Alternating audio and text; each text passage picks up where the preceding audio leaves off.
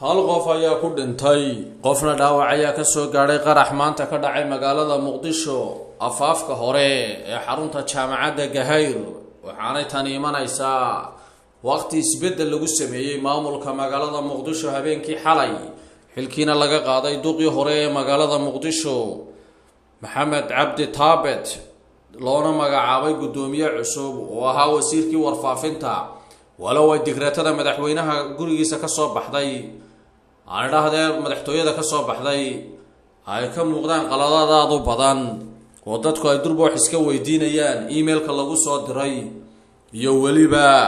qaabka loo soo qoray iyadoo madaxweynihii maqan yahay oo aanu joogin meesha lana leeyahay wasiirka arrimaha gudahana waxba aanu laga ogeysin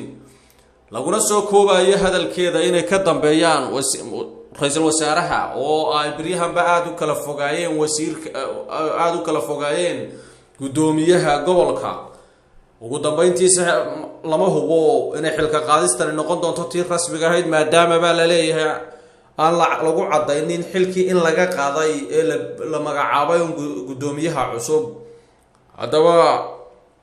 arrimahan oo dhan ayaa waxa la leeyahay waxay sii murginayaan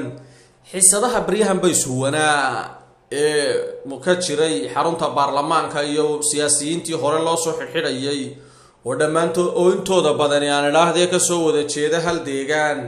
waxaana laga yaabaa la leeyahay inay caqabada sii adkayso oo dowladuna ay raaf ka qaadi weydo waa haddii baa la leeyahay noqoto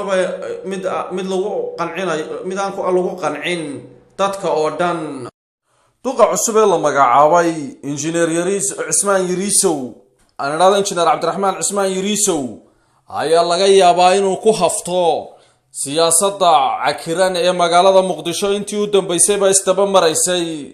jahadeedu aanay wali fadhiisan